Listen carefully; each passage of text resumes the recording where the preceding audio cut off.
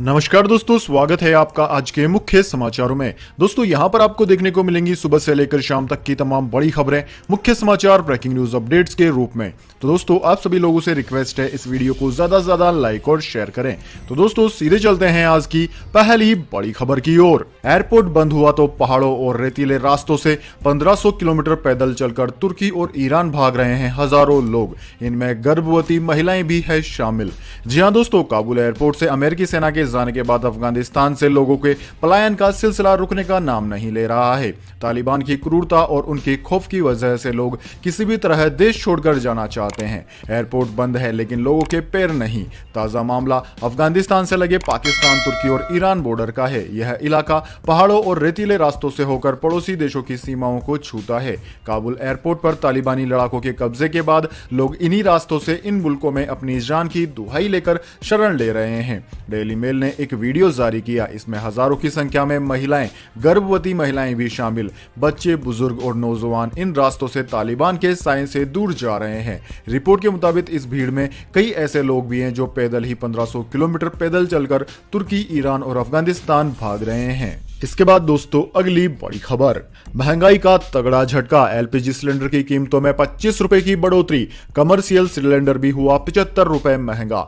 जी हां दोस्तों, 1 सितंबर की शुरुआत महंगाई के झटके के साथ हुई है। तेल मार्केटिंग कंपनियों ने रसोई गैस सिलेंडर की कीमतों में बढ़ोतरी कर दी है। 14.2 किलो वाले एलपीजी सिलेंडर के दाम 25 रुपए बढ़ा दिए गए हैं। इतना ही नहीं, 19 किलोग्राम वाले कमर्शियल सिलेंडर की कीमतों में भी बढ़ोतरी हुई है। इसके दाम प्रति सिलेंडर 75 रुपए तक बढ़ा दिए गए हैं। इस बढ़ोतरी के बाद दिल्ली में 14.2 किलोग्राम वाला एलपीजी सिलेंडर अब 884.5 रुपए का हो गया है, जबकि इससे पहले यह 860 रुपए का मिल रहा था। इसके पहले दोस्तों 17 अगस्त को एलपीजी सिलेंडर के दाम 25 रुपए बढ़ाए गए थे और फिर से अब 25 रुपए बढ़ा दिए गए हैं। और इसके पहले भी 1 जुलाई को एलपीजी सिलेंडर के दाम 25.5 रुपए बढ़ा दिए गए थे, यानी कि हर महीने कम से कम 25 या 50 रुपए एलपीजी सिलेंडर पर लगातार बढ़ रहे हैं। इसके बाद दोस्तों अगली बड़ी खबर, नसरुद्दीन शाह की खरी खरी। तालिबान की जीत का जश्न मना रहे भारतीय मुसलमानों से कहा, खुद से पूछो कि अपने मजहब में सुधार चाहिए या वहशीपन। जी हां दोस्तों, अपने बेबाक अंदाज के लिए पहचाने जाने वाले एक्टर नसरुद्दीन शाह ने तालिबान का समर्थन करने वाले भारतीय मुस्लिमों पर निशाना साधा है। उन्होंने बुधवार को एक वीडियो जारी किया। इसमें उन्होंने हिंदुस्तानी इस्लाम और दुनिया के बाकी हिस्सों के इस्लाम के बीच फर्क बताया। शाह ने सवाल पूछा है कि तालिबान की पैरवी करने वाले भारतीय मुस्लिम अपने मजहब में सुधार चाहते हैं या पिछली सदियों जैसा वहशीपन के साथ जीना चाहते हैं। शाह ने कहा कि हिंदुस्तानी इस्लाम दुनिया भर के इस्लाम से हमेशा मुख्तलिफ यानी कि अलग रहा है और खुदा वो वक्त न लाए कि वो इतना बदल जाए कि हम उसे पहचान भी न सकें। दोस्तों उर्दू में रिकॉर्ड किए गए इस वीडियो क्लिप में शाह ने कहा कि हालांकि अफगानिस्तान में तालिबान की सत्ता में वापसी पूरी दुनिया के लिए चिंता का विषय है, लेकिन भारतीय मुसलमानों के एक तबके का इस बर्बरता को लेकर जश्न मनाना भी कम खतरनाक नहीं है। उन्होंने आगे कहा कि हर भारतीय मुसलमान को खुद से पूछना चाहिए कि उसे अपने मजहब में रिफॉर्म यानी कि सुधार, जिद्दत पसंदी यानी कि आधुनिकता, नवीनता चाहिए या वे पिछले सदियों जैसा वहशीपन चाहते हैं। मैं हिंदुस्तानी मुसलमान हूं और जैसा कि मिर्जा गालिब ने एक अरसा पहले कहा था कि मेरे भगवान के साथ मेरा रिश्ता अनौपचारिक है, मुझे सियासी मजहब की जरूरत नहीं है। इसके बाद दोस्तों अगली बड़ी खबर, तालिबान का सर्वोच्च नेता सत्ता संभालने को है तैयार, जल्द होगा नई सरकार का ऐलान। जी हां दोस्तों, तालिबान नेताओं ने कहा है कि काबुल में सरकार के भविष्य के गठन पर बातचीत खत्म हो गई है। विदेशी मीडिया के हवाले से आई खबर के मुताबिक तालिबान जल्द ही नई सरकार की घोषणा करेगा। खामा न्यूज की रिपोर्ट के मुताबिक इस्लामिक अमीरात ऑफ अफगानिस्तान के अधिकारियों ने कहा है कि उनके सर्वोच्च नेता मुल्ला हिब्तुल्लाह अखुंदजादा के नेतृत्व में सरकार के गठन को लेकर हुई बातचीत हाल ही में समाप्त हो गई। तालिबान का सबसे बड़ा नेता मुल्ला हिब्तुल्लाह हाल ही में कांदार प्रांत से अफगानिस्तान की राजधानी काबुल पहुंचा था, जहां उसने कबायली बुजुर्गों के साथ लंबी और सिलसिलेवार बातचीत करते हुए आगे की रणनीति बनाई थी। हालांकि दोस्तों रिपोर्ट के मुताबिक नई सरकार की घोषणा की सही तारीख नहीं बताई गई है। हालांकि सूचना और सांस्कृतिक मामलों के कार्यवाहक मंत्री और तालिबानी प्रवक्ता ज़बीउल्लाह मुजाहिद ने कहा कि नई सरकार का गठन 2 हफ्ते के भीतर हो जाएगा। इसके बाद दोस्तों अगली बड़ी खबर, राहुल गांधी ने बताया जीडीपी का मतलब, कहा गैस की कीमतों में हुआ 116% का इजाफा। जी हां दोस्तों, कांग्रेस के पूर्व अध्यक्ष राहुल गांधी ने आज मोदी सरकार पर तगड़ा तंज कसा और कहा कि इस सरकार में जीडीपी बढ़ने का मतलब है गैस, डीजल और पेट्रोल की कीमतों का बढ़ना। कांग्रेस नेता ने प्रेस कॉन्फ्रेंस कर कहा कि मोदी जी कहते हैं कि जीडीपी बढ़ रही है, वित्त मंत्री कहती हैं कि जीडीपी का प्रोडक्शन ऊपर की ओर है। जीडीपी का मतलब क्या है? गैस, डीजल और पेट्रोल जिसकी कीमत लगातार बढ़ रही है। दोस्तों, आपकी जानकारी के लिए बता दें, राष्ट्रीय सांख्यिकी कार्यालय की तरफ से मंगलवार को जारी आंकड़ों के मुताबिक देश के सकल घरेलू उत्पाद यानी कि जीडीपी में वित्त वर्ष 2021-22 की पहली तिमाही में 20% वृद्धि दर्ज की गई है। इसके बाद दोस्तों, अगली बड़ी खबर, तालिबान से बात करने पर जम्मू कश्मीर के पूर्व मुख्यमंत्री उमर अब्दुल्ला ने साधा केंद्र सरकार पर निशाना, पूछा क्या आप उसे मानते हैं आतंकी संगठन? जी हां दोस्तों, कतर में तालिबान नेता के साथ भारतीय राजदूत की पहली बार औपचारिक मुलाकात मंगलवार को हुई। सरकार की तरफ से खुद इस बारे में जानकारी देते हुए कहा गया कि इस दौरान अफगानिस्तान में फंसे भारतीयों की सुरक्षा और उनकी वापसी पर चर्चा की गई। इसी बीच तालिबान के साथ बात करने को लेकर सरकार अब विपक्षी दलों के निशाने पर आ गई है। विपक्षी अब इसे मुद्दा बनाकर सरकार से सवाल पूछ रहे हैं। नेशनल कॉन्फ्रेंस के नेता उमर अब्दुल्ला ने कहा कि सरकार यह बताए कि क्या वह तालिबान को एक आतंकी संगठन मानती है या नहीं। उमर ने कहा कि अगर वह आतंकी समूह है तो फिर क्यों आप उनके साथ बातचीत कर रहे हैं? अगर आप उसे आतंकी संगठन नहीं मानते हैं तो संयुक्त राष्ट्र जाए और वहां से उसे आतंकी संगठन की लिस्ट से हटवाएं। पहले आप अपना मन बना ले। इससे पहले दोस्तों, विदेश मंत्रालय ने मंगलवार को कहा कि कतर में भारतीय दूत दीपक मित्तल ने तालिबान नेता एसएम अब्बास इस्ताकनी से मुलाकात की। इस दौरान सुरक्षा, अफगानिस्तान से भारतीयों की जल्द वापसी पर चर्चा की गई। विदेश मंत्रालय ने बताया कि तालिबान के पक्ष से अनुरोध के बाद यह बैठक दोहा स्थित भारतीय दूतावास में हुई है। इसके बाद दोस्तों, अगली बड़ी खबर, बड़ी खुशखबरी, अब सरकार मजदूरों को हर महीने देगी 3,000 रुपए पेंशन।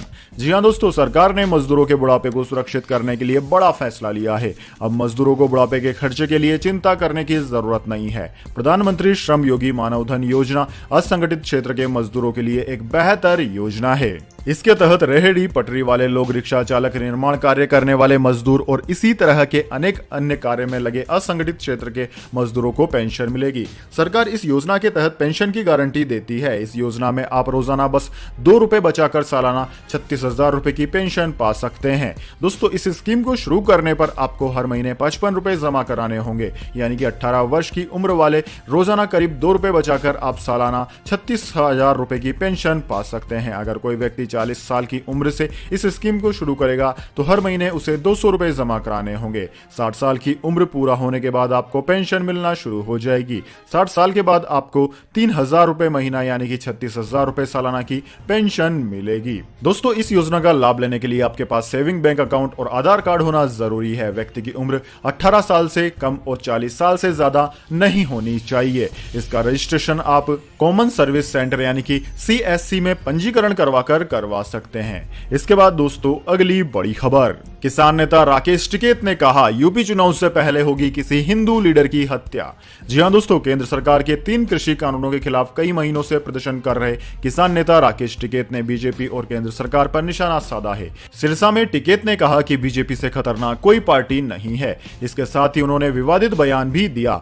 यूपी में चुनाव से पहले किसी बड़े हिंदू लीडर की हत्या हो सकती है, ऐसा उन्होंने कहा। हरियाणा के सिरसा में किसान सम्मेलन में हिस्सा लेने पहुंचे भारतीय किसान यूनियन के नेता राकेश टिकैत ने बीजेपी सरकार पर बड़ा आरोप लगाया। टिकैत ने कहा कि यूपी चुनाव से पहले किसी बड़े हिंदू लीडर की हत्या होगी। उन्होंने कहा कि इससे बचकर रहना, और ये किसी बड़े हिंदू लीडर की हत्या करवाकर देश में हिंदू मुसलमान करके चुनाव जीतना चाहते हैं। किसान नेता टिकैत ने कहा कि बीजेपी से खतरनाक कोई दूसरी पार्टी नहीं है। जिन लोगों ने बीजेपी बनाई थी, आज उन नेताओं को भी घर में कैद किया हुआ है। टिकैत ने कहा कि इस देश पर सरकारी तालिबानियों का कब्जा हो चुका है। उन्होंने आरोप लगाया कि जिस एसडीएम ने किसानों पर लाठियां चलवाई, उसका चाचा आरएसएस में बड़े ओहदे पर है। इन सरकारी तालिबानियों का पहला कमांडर करनाल में मिल चुका है। अगर ये हमें खलिस्तानी कहेंगे तो हम इनको तालिबानी कहेंगे। इसके बाद दोस्तों, अगली बड़ी खबर, कश्मीर को लेकर आया तालिबान का बयान, पाकिस्तान को लगा तगड़ा झटका। जी हां दोस्तों, तालिबान ने अमेरिकी सैनिकों की वापसी के बाद अफगानिस्तान पर अब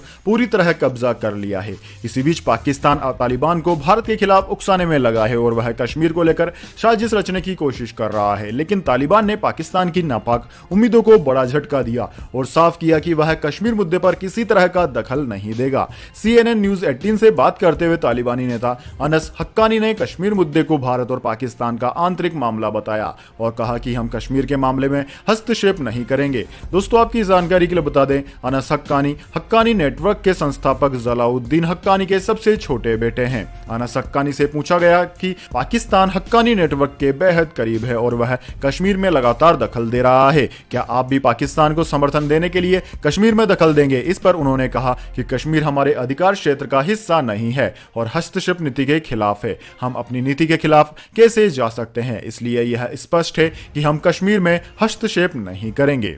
इसके बाद दोस्तों अगली बड़ी खबर, एयरलाइंस कंपनी का शानदार ऑफर, वैक्सीन की दोनों डोज लगवा चुके भारतीयों को मिलेगा एक के साथ एक फ्री टिकट। जी हां दोस्तों, कोरोना वायरस संक्रमण के बीच भारत में टीकाकरण अभियान तेजी से चलाया जा रहा है और अब देश भर में अभी तक 64 करोड़ 48 लाख डोज लगाई जा चुकी है। भारत में वैक्सीनेशन को देखते हुए पड़ोसी देश श्रीलंका ने वैक्सीन की दोनों डोज लगवा चुके भारतीयों के लिए एंट्री शुरू कर दी है और अब इसी के साथ श्रीलंकर एयरलाइंस भारतीय यात्रियों के लिए एक बेहद ही खास ऑफर लेकर आया है। श्रीलंकर एयरलाइंस भारतीय सैलानियों के लिए by one and get one free offer लेकर आया है। इसके तहत कोलंबो से वापस भारत जाने के लिए एक टिकट के साथ एक टिकट मुफ्त होगी। जी हां दोस्तों, वैक्सीन की दोनों डोज लगवा चुके भारतीय नागरिकों को अब श्रीलंका में क्वारंटीन होने की कोई जरूरत नहीं है, लेकिन इसके लिए भी कुछ शर्तें रखी गई है। एयरलाइंस ने कहा कि भारत से श्रीलंका आने वाले सैलानी कम से कम 14 दिन पहले वैक्सीन की दूसरी डोज लिया हुआ हो। इसके बाद श्रीलंका जाने पर उनका अनिवार्य रूप से RT-PCR टेस्ट भी किया जाएगा जो नेगेटिव आना चाहिए। यदि किसी सैलानी की टेस्ट रिपोर्ट पॉजिटिव आती है तो उसे अस्पताल ले जाया जाएगा। साथ ही आपको बता दें कि नेगेटिव पाए जाने वाला व्यक्ति अपने मन मुताबिक पूरे देश में कहीं भी घूम सकेगा। दोस्तों आपकी जानकारी के लिए बता दें, श्रीलंकर एयरलाइंस के वर्ल्ड वाइड सेल्स और डिस्ट्रीब्यूशन के प्रमुख दिमुत त्रेनाकू ने बताया कि श्रीलंका भारत में लगने वाली सभी वैक्सीन को मान्यता दे रहा है, इसमें कोवैक्सीन भी शामिल है। उन्होंने कहा कि भारत में अभी तक 12 करोड़ से भी ज्यादा लोगों को वैक्सीन की दोनों डोज लग चुकी है और ऐसे में वे लोग घूमने का प्लान बना रहे हैं, तो उनका स्वागत है। इसके बाद दोस्तों जान लेते हैं पूरी दुनिया और भारत में क्या है कोरोना महामारी की ताजा स्थिति। सबसे पहले दोस्तों बात कर लेते हैं पूरी दुनिया की। तो दोस्तों अगर पूरी दुनिया की बात की जाए तो पूरी दुनिया में इस वक्त तक इस महामारी के संक्रमितों का आंकड़ा 21 करोड़ 76 लाख 23 हजार को पार कर गया है, जबकि दोस्तों इस महामारी से मरने वालों की संख्या 45 लाख 18 हजार के पार है। दोस्तों इस महामारी से सर्वाधिक प्रभावित देशों की बात की जाए तो उनमें America, India, Brazil, Russia, United kingdom, France, Turkey, Argentina, Iran आदि देशों का नाम आता है। दोस्तों अमेरिका में फिलहाल 1.5 लाख से ज्यादा इस महामारी के नए मामले सामने आ रहे हैं। अब दोस्तों इसके बाद में बात कर लेते हैं क्या है भारत के हालात, लेकिन उससे पहले मेरी आपसे एक छोटी सी रिक्वेस्ट है। अगर दोस्तों आपको अभी तक हमारी न्यूज पसंद आई है तो इसे एक छोटा सा लाइक जरूर दे दें और अगर आपको पसंद नहीं आई है तो बेशक आप डिसलाइक भी कर सकते हैं, लेकिन दोस्तों लाइक और डिसलाइक जरूर कीजिए क्योंकि दोस्तों यही हमारी मेहनत का फल होता है और इसी से हमें पता चलता है कि आपको हमारी वीडियो पसंद आ रही है या नहीं। तो दोस्तों जल्दी से जान लेते हैं क्या है भारत के हालात। दोस्तों भारत में इस वक्त तक 3 करोड़ 28 लाख से ज्यादा इस महामारी के मामले सामने आ चुके हैं, जिनमें से 4 लाख 39 हजार से ज्यादा लोगों की मौत हो चुकी है। वहीं दोस्तों इस महामारी से सर्वाधिक प्रभावित राज्यों की बात की जाए तो उनमें महाराष्ट्र, केरला, कर्नाटक, तमिलनाडु, आंध्र प्रदेश, उत्तर प्रदेश, वेस्ट बंगाल, दिल्ली, ओडिशा, छत्तीसगढ़, राजस्थान, गुजरात, मध्य प्रदेश, हरियाणा, बिहार आदि राज्यों का नाम आता है। दोस्तों फिलहाल केरला सबसे ज्यादा प्रभावित है। केरला में हर रोज लगभग 30,000 के करीब नए मामले सामने आ रहे हैं। इसके बाद दोस्तों अगली बड़ी खबर, 7 सितंबर को BCCI T20 विश्व कप के लिए करेगी 15 सदस्यीय टीम का ऐलान। जी हां दोस्तों, इंटरनेशनल क्रिकेट काउंसिल ने संयुक्त अरब अमीरात और ओमान में खेले जाने वाले 2021 T20 विश्व कप के लिए सभी देशों को अपनी टीम की घोषणा करने के लिए 10 सितंबर तक की समय सीमा तय की है। इस बीच जानकारी मिली है कि भारतीय क्रिकेट कंट्रोल बोर्ड T20 विश्व कप के लिए 7 सितंबर को 15 सदस्यीय भारतीय टीम का ऐलान कर सकती है। सूत्रों से मिली जानकारी के मुताबिक 7 सितंबर को 2021 T20 विश्व कप के लिए टीम इंडिया का ऐलान होगा। इससे यह साफ हो गया है कि IPL 2021 में प्रदर्शन के आधार पर किसी भारतीय खिलाड़ी को T20 वर्ल्ड कप में जगह नहीं मिलने वाली है, बल्कि चयनकर्ताओं और टीम मैनेजमेंट ने पहले ही अपने खिलाड़ी तय कर लिए हैं। रिपोर्ट के मुताबिक BCCI T20 वर्ल्ड कप के लिए भारतीय टीम में 15 खिलाड़ियों को चुनेगी। इसके बाद अलावा 3 खिलाड़ी रिजर्व में चुने जाएंगे। माना जा रहा है कि रिजर्व खिलाड़ियों के तौर पर पृथ्वी शॉ, ईशान किशन और राहुल चहर UAE जाएंगे। वहीं सूर्य कुमार यादव, मिस्ट्री स्पिनर वरुण चक्रवर्ती और मिडिल ऑर्डर बल्लेबाज श्रेयस अय्यर को T20 वर्ल्ड कप टीम में मौका मिल सकता है। इसके बाद दोस्तों अगली बड़ी खबर, खतरनाक स्थिति में वायु प्रदूषण, 40% भारतीयों पर मंडरा रहा है बड़ा खतरा। जी हां दोस्तों, पिछले कुछ सालों में भारत में वायु प्रदूषण सबसे बड़ा खतरा बनकर उभरा है और यह बात अब सामने आई है कि वायु प्रदूषण नई नई बीमारियां पैदा करने के साथ ही हमारी उम्र भी घटा रहा है। खराब एयर क्वालिटी की वजह से उत्तर भारत में लोगों की उम्र 9 साल तक कम हो सकती है। शिकागो यूनिवर्सिटी के वायु गुणवत्ता जीवन सूचकांक की रिपोर्ट के अनुसार भारत में 48 करोड़ यानी कि कुल जनसंख्या के करीब 40% लोग गंगा के मैदानी क्षेत्र में रहते हैं, जहां प्रदूषण का स्तर बेहद ज्यादा है और इनकी लाइफ एक्सपेक्टेंसी 9 साल कम हो सकती है। प्रदूषण अब गंगा के मैदानों से आगे मध्य प्रदेश और महाराष्ट्र जैसे राज्यों में फैल गया है, जहां खराब एयर क्वालिटी की वजह से लोगों की उम्र 2.5 साल से लेकर 3 साल तक कम हो सकती है। इसके बाद दोस्तों अगली बड़ी खबर, गोल्ड सिल्वर प्राइस टुडे, सोने में गिरावट का दौर जारी, चांदी भी हुई 500 रुपए से ज्यादा सस्ती। जी हां दोस्तों, भारतीय सराफा बाजार में सोने के भाव में लगातार गिरावट का रुख बना हुआ है। इसी क्रम में आज भी दिल्ली सराफा बाजार में गिरावट रही, वहीं चांदी की कीमत में भी कमी आई है। दोस्तों सोने की बात की जाए तो सोना दिल्ली सराफा बाजार में 46,129 रुपए प्रति 10 ग्राम पर बंद हुआ। वहीं चांदी की बात की जाए तो चांदी 62,336 रुपए प्रति किलोग्राम पर बंद हुई है। इसके अलावा दोस्तों अगर बात करें अंतरराष्ट्रीय बाजार की, तो अंतरराष्ट्रीय बाजार में सोना $1811 प्रति औंस जबकि चांदी $23.82 प्रति औंस पर बंद हुई। इसके बाद दोस्तों अगली बड़ी खबर, महामंडलेश्वर यतीनांद्र गिरी ने मदरसों के बच्चों को बताया तालिबानी, सरकार से की बंद करने की मांग। जी हां दोस्तों, जूना अखाड़ा रुड़की के महामंडलेश्वर स्वामी यतीन्द्रानंद गिरी ने विवादित बयान दिया है। उन्होंने कहा है कि तबलीगी मदरसों से ही निकला है, इसलिए मदरसों में पढ़ने वाले बच्चे तालिबानी है। गिरी ने कहा कि सरकार को मजहबी मदरसे बंद कर देने चाहिए और इन्हें सरकारी जिला शिक्षा योजना के तहत चलाया जाना चाहिए। स्वामी यतीन्द्रानंद गिरी जूना अखाड़ा जीवन दीप आश्रम रुड़की के महामंडलेश्वर हैं। दोस्तों महामंडलेश्वर स्वामी यतीन्द्रानंद गिरी का तर्क है कि मदरसे से ही तबलीगी निकला है, इसलिए मदरसे में पढ़ने वाले बच्चे तालिबानी ही कहलाएंगे। उन्होंने सरकार से मांग करते हुए कहा कि सरकारी धन से चलाए जा रहे मजहबी मदरसों को बंद कर देना चाहिए। स्वामी यतीन्द्रानंद गिरी बीते मंगलवार को उत्तर प्रदेश के संभल में बीजेपी नेता कपिल सिंघल से मुलाकात के लिए पहुंचे थे। इसी दौरान उन्होंने यह बयान दिया। इसके बाद दोस्तों अगली बड़ी खबर, रॉयल एनफील्ड क्लासिक 350 की 2021 मॉडल हुई लॉन्च, जानिए कीमत और क्या क्या है खास। जी हां दोस्तों, टू व्हीलर बनाने वाली कंपनी रॉयल एनफील्ड ने आज अपनी क्लासिक 350 बाइक का नया मॉडल 2021 लॉन्च कर दिया है। दोस्तों यह बाइक 349 सीसी की है। बाइक के इंजन और डिजाइन को अपग्रेड किया गया है। इस बाइक की कीमत 1,84,000 रुपए से लेकर 2,51,000 रुपए तक है। इसे 5 वेरिएंट में लॉन्च किया गया है। यह बाइक 11 अलग कलर ऑप्शंस में उपलब्ध है। दोस्तों इस बार रॉयल एनफील्ड अपनी 2021 मॉडल के कस्टमर्स को वारंटी सहित दूसरी सुविधाएं भी देगी। इसमें कस्टमर को बाइक पर 3 साल की वारंटी और 1 साल तक रोड साइड असिस्टेंट भी मिलेगा। दोस्तों अगर आप भी बुलेट लवर हैं तो कमेंट में बताइए कि आपको रॉयल एनफील्ड की कौन सी बाइक पसंद है। तो दोस्तों यह थी आज की तमाम बड़ी खबरें। इसके बाद दोस्तों बारी आती है आज के माइंड क्विज क्वेश्चन की।